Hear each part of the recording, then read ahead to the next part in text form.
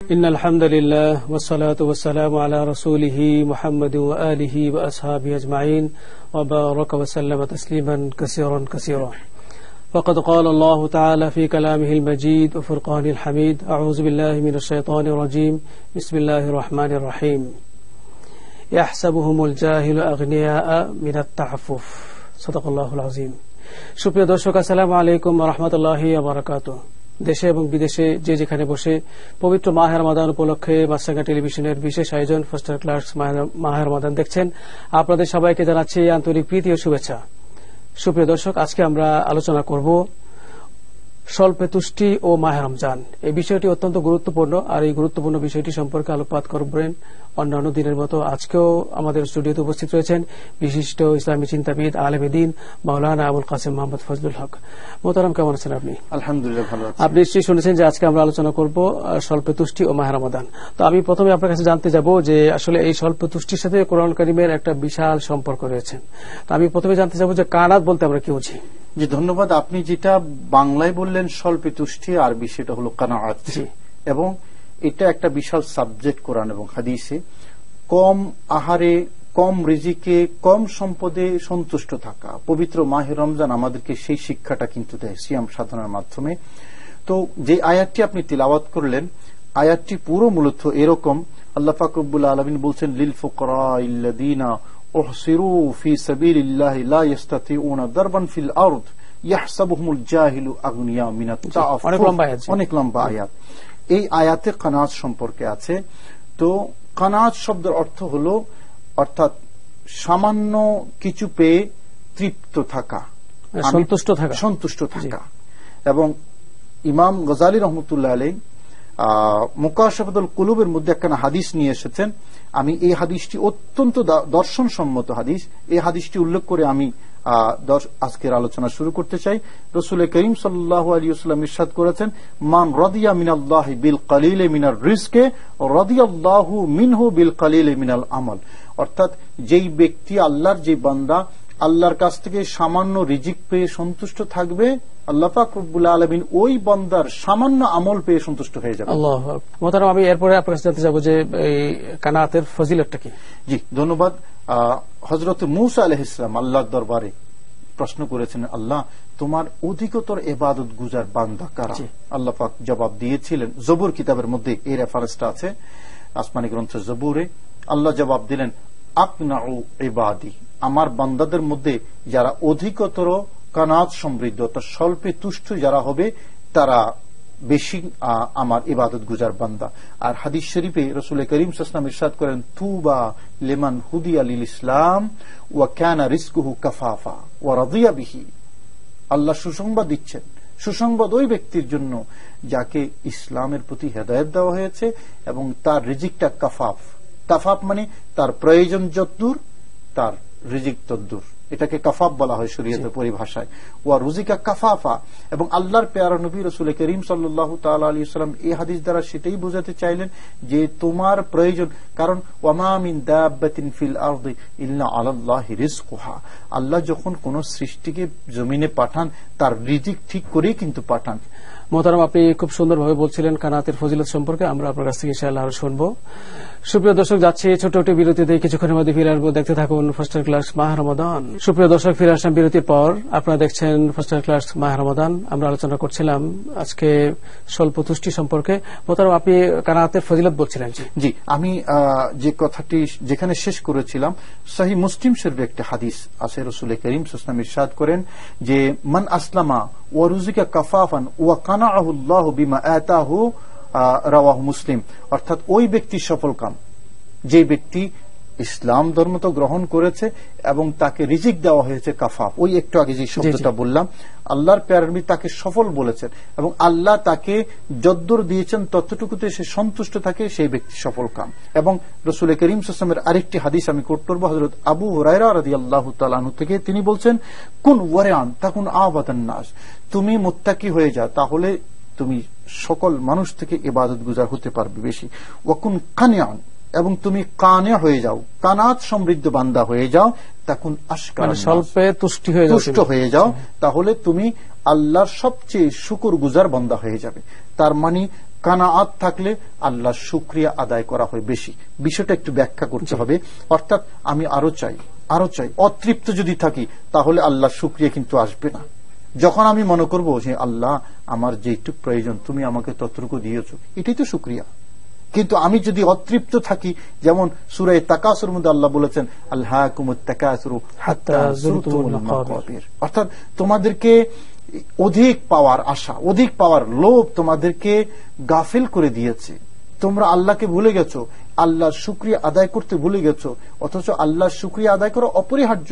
যেটুক তোমার হাতে আছে সেটুকু তো আল্লাহই দিয়েছেন। এবং এই কথাটাই মনে হয় সূরা হুমাজায় আরো অন্যভাবে বলা হয়েছে। জি, ওয়াইলুল লিকুল্লি হুমাযাতিল লুমাযা, জি আল্লাযী জামা মালাহু ওয়া আদ্দাদা ইয়াহসাবু আন্না মালাহু আখলাদা। আল্লাহু আকবার, আল্লাহু আকবার। সে সম্পদ জমা করতে, এই সবগুলো বিষয় কিন্তু কানাতের সাথে সম্পৃক্ত।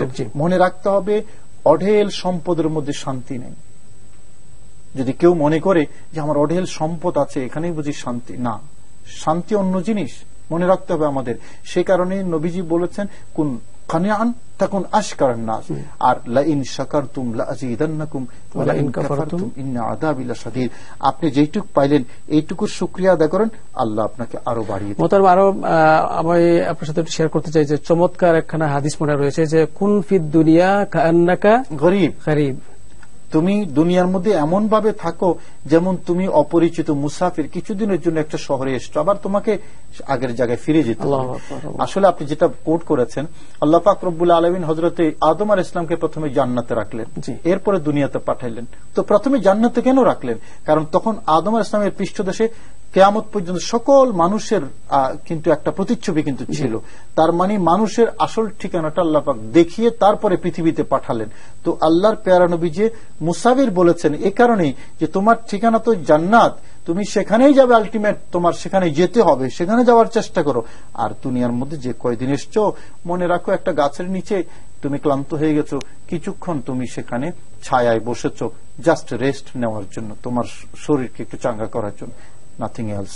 তো সে কারণে এই কানাত স্বল্প জিনিস যখন পাই আমি আল্লাহর শুকরিয়া আদায় করলাম, আল্লাহ বলেছেন আযীদান্নাকুম, আমি তোমার এই সম্পদ আরো বাড়িয়ে দেব।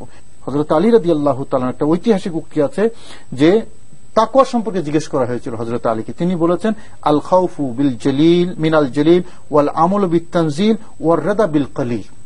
কত সুন্দর আপনার ল্যাঙ্গুয়েজ, চমৎকার ল্যাঙ্গুয়েজ। তিনি বলেন তাকওয়া হলো তিনটা জিনিসের মধ্যে সীমাবদ্ধ। একটা হলো যে আল্লাহকে ভয় করা, আল্লাহর আযাবকে ভয় করা। দ্বিতীয় নম্বর হলো কোরআন মতো আমল করা, এবং তৃতীয় নম্বর হলো আল্লাহর পক্ষ থেকে সামান্য রিজিক পেলেও সেটার উপর সন্তুষ্ট থাকা। মোহতারাম, আমি এরপরে আপনার কাছে জানতে চাবো যে বিষয়টি আজকে আমরা আলোচনা করছি অত্যন্ত গুরুত্বপূর্ণ। আম্বিয়া কেরাম এবং বিশেষ করে আমাদের নবী মুহাম্মদ রাসূলুল্লাহ সাল্লাল্লাহু আলাইহি ওয়াসাল্লামের জীবনে এই কানাতের প্রভাব কি ছিল সেটা আমরা জানবো আপনার কাছ থেকে বিরতির পর। সুপ্রিয় দর্শক, যাচ্ছি ছোট্ট একটি বিরতি থেকে কিছুক্ষণের মধ্যে ফিরে আসবো। দেখতে থাকুন ফার্স্ট ক্লাস মাহ রমাদান। সব ফিরে আসা বিরতির পর আপনারা দেখছেন ফার্স্ট ক্লাস মাহ রমাদান। আমরা আলোচনা করছিলাম কানাত সম্পর্কে। মোহতারাম, আমি যে কথা বলছিলাম বিরতির আগে যে বিশ্বনবীর জীবনে কানাতের যে প্রভাব ছিল এবং তিনি কিভাবে মেনটেন করতেন যদি বলতেন। আপনি তো জানেন রাসূল করিম সাল্লাল্লাহু তাআলা আলাইহি ওয়াসাল্লাম হযরতে আম্মাজান ফাতেমা রাদিয়াল্লাহু তাআলা আনহার কাছে গেলেন। হযরতে ফাতেমা নিজের ক্ষুধার কথা শিকায়ত করছেন নবীজির কাছে, যে আব্বাজান আমি তো ক্ষুধার্ত, আমি সারাদিন না খেয়ে আছি।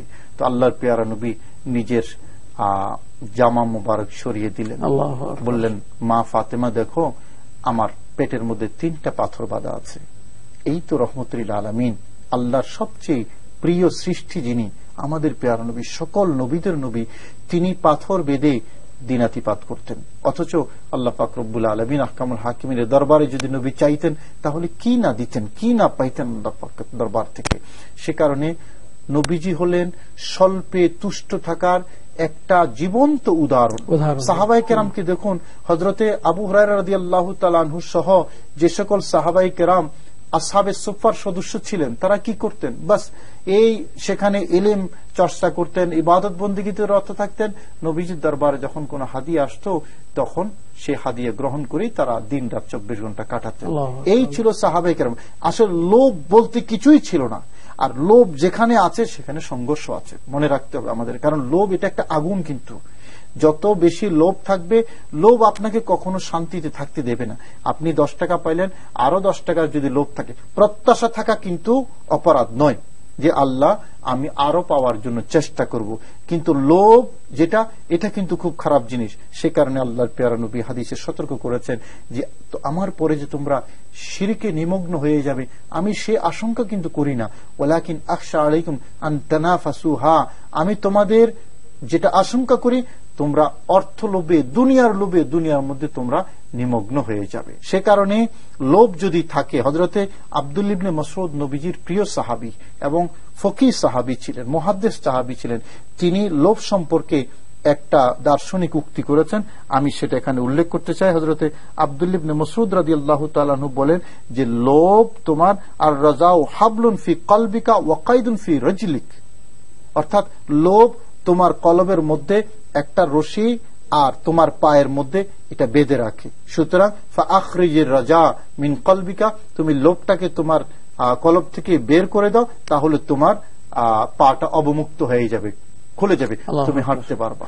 সে কারণে মাহে রমজান এবং কানাত দুটা কিন্তু এক সূত্রে গাঁথা। আল্লাহ পাক রব্বুল আলামিন আমাদেরকে এই স্বল্প রিজিক পেয়ে তুষ্ট থাকার প্রকৃষ্ট শিক্ষা দিচ্ছেন এই মাহে রমজানের সিয়াম। আমাদেরকে সেই বিষয়গুলো আসলে অনুধাবন করা উচিত। আমি আপনার সাথে একটু শেয়ার করতে চাই যে আসলে তো নবীজির জিন্দেগি তো আমরা পড়েছি, শুনেছি, কিন্তু আমরা ছোট সময় যেটা শুনেছিলাম যে তার যে অবস্থা ছিল, তো আমি নিজে ইস্তাম্বুলের তাপাকাতি মিউজিয়ামে যখন গেলাম দেখলাম যে মা ফাতেমা রাদিয়াল্লাহু তাআলা আনহার যে ছিঁড়া জামা, সত্যি মানে এটা দেখার পরে কোনো মুসলমান আবেগে আপ্লুত না হয়ে পারে না। তো আমাদের তো সেটাই করা উচিত। আমি সেটার সাথে সামঞ্জস্য রেখে আপনার কাছে একটু জানতে যাব যে আমরা একেবারে খুব কাছাকাছি সময়ে যাদের মাধ্যমে আমরা ইসলামের দাওয়াত পেয়েছি, আউলিয়া কেরাম, তাদের জীবনে কানাত কেমন ছিল সেটা দেখুন। আমি আপনি তুফকাফি মিউজিয়ামের কথা যেটা বলছেন সেই আলোকে একটি হাদিস এখানে কোট করতে চাই। হযরতে আলী রাদিয়াল্লাহু তাআলা হযরত ওমরের কাছে আসলেন, এসে ওনাকে একটা নসিহত করলেন। নসিহতটা বড় গুরুত্বপূর্ণ। দেখুন, বলছেন ইযা আরাদতা আন তালকা সাহিবাইক, ওমর তোমার আগে দুজন কিন্তু চলে গেছেন, রাসূল করিম সাল্লাল্লাহু আলাইহি ওয়াসাল্লাম এবং হযরত আবু বকর সিদ্দিক। তুমি যদি তাদের সাথে সাক্ষাৎ পেতে চাও স্বাচ্ছন্দ্য চিত্তে, তাহলে ফারফা কামিসাক, তুমি টাকনুর উপরে জামা পরবা, 1 নম্বর। 2 নম্বর, ওয়াকসিফ নালাক, তুমি সেলাই করা জুতা পরিধান করবে। এটা খুব গুরুত্বপূর্ণ, সেলাই করা জুতা পরিধান করবে। অর্থাৎ আল্লাহর পেয়ারা নবী জুতা সেলাই করে পড়তেন, পুরাতন হয়ে গেছে বলে। তো কতটা মানে তুষ্টি তাদের মধ্যে ছিল আপনি খেয়াল করুন। হযরত আব্দুল্লাহ ইবনে মাসউদের কথা বলছিলাম, ওনার আরেকটা হাদিস আছে, তিনি বলেন প্রত্যেক দিন সকালে মা মিন ইয়াউমিন ইল্লা ওয়া মালাকুন ইউনাদি ইয়া ইবনে আদম কলিলুন ইয়াকফিকা খায়রুম মিন কাসীরিন ইউতগিকা। প্রত্যেক দিন সকালে আল্লাহর একজন ফেরেশতা অশ্রুত ভাষায় ডাকতে থাকে, হে বনি আদম, ওই স্বল্প রিজিক যা তোমার যথেষ্ট হয়, এটা ওই অধিক রিজিক থেকে উত্তম যা তোমাকে আল্লাহর নাফরমান বানিয়ে দেয়। রিজিক পেয়ে যদি আল্লাহর নাফরমান হয়ে যায়, তাহলে তার থেকে স্বল্প রিজিক যা আমার দিনের জন্য যথেষ্ট, এটা আমার জন্য দুনিয়া এবং আখিরাতে অধিক মঙ্গলজনক। রাসূল করিম সাল্লাল্লাহু আলাইহি ওয়াসাল্লাম সেই জন্য বলেছেন আল কানাআতু কানজুন লা ইয়াফনা, এটা এমন একটা ধনভাণ্ডার যে এটা অপুরন্ত, এটা ফুরাবে না। আল্লাহু আকবার, আল্লাহু আকবার। মুহতারাম, আপনি অত্যন্ত সুন্দর করে আজকে এই কানাত যে বিষয়টা আমরা আজকে নিয়ে এসেছিলাম, যে স্বল্প তুষ্টি, বিষয়টি সম্পর্কে আপনি খুব সুন্দরভাবে কোরআন সুন্নাহর আলোকে আমাদেরকে বলেছেন। আমার মনে হয় আমাদের আজকে যারা এই অনুষ্ঠান দেখেছেন তারা সবাই খুশি হবেন এবং তাদের জীবনে তারা সেটা যদি প্রয়োগ করেন তাদের জীবন সুন্দর থেকে সুন্দরতর হবে। অনুষ্ঠানের পক্ষ থেকে আপনাকে আন্তরিক ধন্যবাদ। আপনাকে ধন্যবাদ। সুপ্রিয় দর্শক, আসুন আজকের এই আলোচনাকে ধারণ করে, লালন করে, পালন করে আমাদের জীবনকে নবী মুহাম্মদুর রাসূলুল্লাহ সাল্লাল্লাহু আলাইহি ওয়াসাল্লামের পছন্দনীয় জীবন হিসেবে গড়ে তোলার আমরা সকলে সচেষ্ট হই। আল্লাহ সুবহানাহু ওয়া তাআলা আমাদেরকে তৌফিক দান করুন। আমিন সুম্মা আমিন। আপনাদের সবাইকে ধন্যবাদ জানিয়ে আজকের মতো বিদায় নিচ্ছি। দেখা হবে আগামী পর্বে। সেই পর্যন্ত ভালো থাকুন, থাকবেন নিরাপদ।